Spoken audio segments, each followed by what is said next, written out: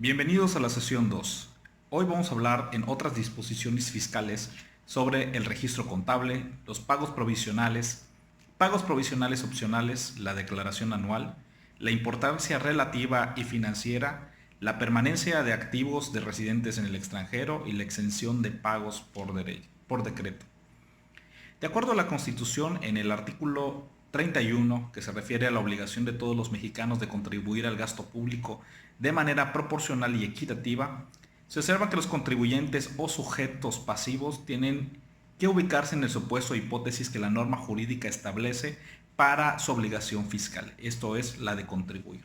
El artículo 31 establece como parte de estas obligaciones de todos los ciudadanos a cumplir con esta norma como parte esencial, sobre todo en el gasto público, de la contribución para poder realizar todos los fines que tiene el propio Estado.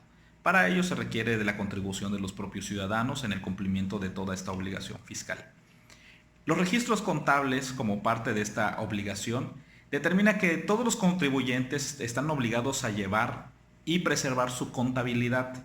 Para efectos fiscales, la contabilidad se refiere a los libros en los asentamientos que se realizan de todas las operaciones, el sistema o registros contables, papeles de trabajo, los estados de cuenta, las cuentas especiales, libros y registros sociales, el control de los inventarios y métodos de evaluación, discos y cintas o cualquier otro medio procesable de almacenamiento de datos, sabiendo que en estas épocas también tenemos varios sistemas para el sistema de registros, los equipos y sistemas electrónicos de registro fiscal y sus respectivos registros, además de la documentación comprobatoria de los asientos respectivos, así como toda la documentación e información relacionada con el cumplimiento de las disposiciones fiscales, la que acredite sus ingresos y deducciones y las que obliguen otras leyes. Es establecer que todos los procedimientos que se estén realizando dentro de la empresa o como actividad propia de la persona física, se tiene que llevar todo un control para demostrar, sobre todo en el proceso de las contribuciones, el reflejo que se debe realizar de todas las percepciones y las deducciones que vamos realizando, las altas y bajas de las cuentas, para que con esta evidencia se pueda determinar la contribución que vamos a dar al fisco. Los contribuyentes están obligados a llevar esta contabilidad y deben conservarla por lo pronto 5 años, tiempo que deberá ponerse a disposición en cualquier momento que la autoridad fiscal cumpla con las visitas domiciliarias o las visitas para realizar las observaciones a las cuentas, y los contribuyentes que no estén obligados a llevar la contabilidad deben conservar en su domicilio la información relacionada al cumplimiento de todas sus obligaciones fiscales. ¿Qué son los pagos provisionales? Los pagos provisionales son sobre el impuesto sobre la renta que vimos en la sesión pasada. Por decirlo de alguna manera, el anticipo que se hace al fisco para llegar a un pago anual con la menor presión impositiva y financiera, además de que se debe presentar a más tardar el día 17 del mes siguiente al que corresponda el pago. ¿Quiénes están obligados a realizar este pago? Todas las personas físicas están obligadas a pagar mensualmente el impuesto sobre la renta de forma provisional. Esto con un doble objetivo. El primero, que el sistema de administración tributaria asegura la recaudación del impuesto y que el contribuyente paga únicamente una diferencia o obtiene devolución de saldos a favor tras la presentación de la declaración anual. Esto para una facilidad también de llevar un mejor control y de registros.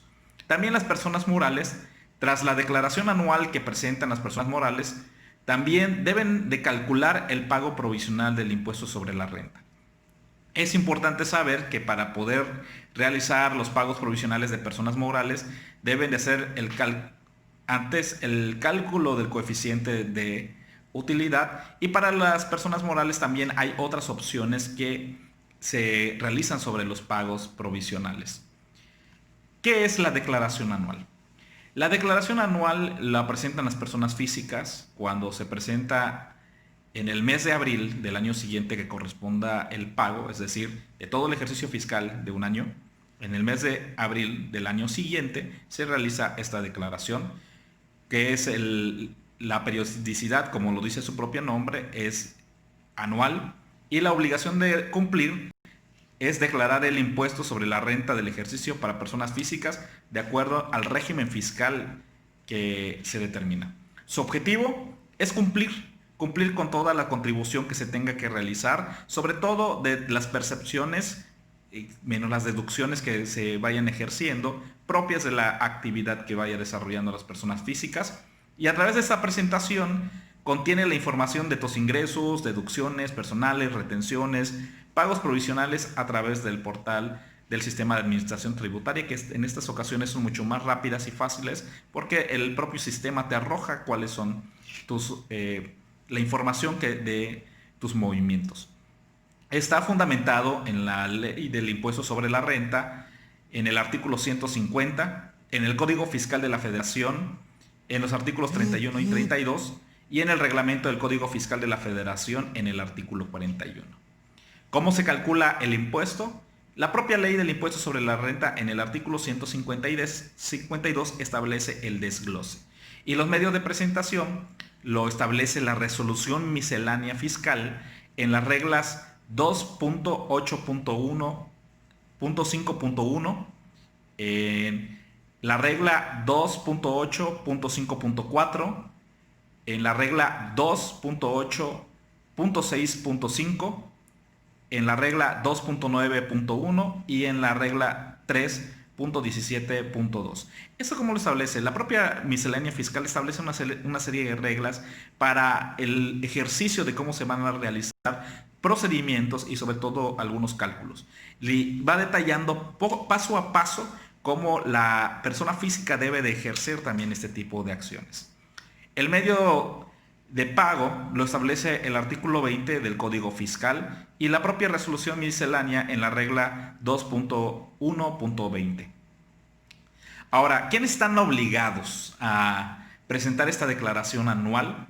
Son todas las personas físicas que obtengan sus ingresos por parte de sueldos y salarios de asimilados, por la actividad empresarial y servicios profesionales, por honorarios, por arrendamiento, enajenación de bienes, enajenación de acciones en bolsa de valores, adquisición de bienes, intereses, premios, dividendos, demás ingresos, el RIF en coeficiente de utilidad. Y la importancia que tiene todo este sistema contable es la importancia relativa. ¿Pero qué es la importancia relativa? La importancia relativa es un concepto o un principio también de los estados financieros que establece que toda la información que se va a brindar o que se esté brindando para las acciones que se tengan que realizar con tal de brindar la información al fisco, cualquier omisión en uno de los estados financieros o alguna cifra, alguna partida o algún elemento de información contable puede afectar la toma de decisiones de los usuarios y sobre todo también en el tema de las empresas. Un movimiento mal, un cálculo que se realice de una forma errónea también impacta en la información que está brindando al sistema de administración tributaria. El objetivo de este principio es que los estados financieros reflejen los hechos económicos de relevancia de lo que se está realizando, en lo que se está invirtiendo y de lo que se está gastando. Y sobre todo de ese movimiento y sobre todo de la fórmula que establece para poder determinar en cuántas son las percepciones, la utilidad neta que tenga alguna empresa o sobre todo alguna actividad profesional, también se refleje sobre el impuesto que se tenga que pagar. La exigencia de la ley en la ley contable exige que las empresas presenten información veraz, fiable y relevante. No habla de exigir en exactitud los datos al 100% confiables, es decir, puede haber pequeños errores, sin embargo, estas no deben ser superiores a lo que se debe de reflejar y sobre todo de la información que se está brindando. Este margen de error debe ser coherente con las actividades económicas de la empresa y aunque pueda ser permitido contablemente, ha de estar recogido en la memoria contable y eso también se refleja sobre el tema de las contribuciones. Es decir, un error contable puede afectar la contribución de la del obligado a realizar esta o de brindar esta información. La permanencia de los activos de residentes en el extranjero. ¿A qué hablamos con ello?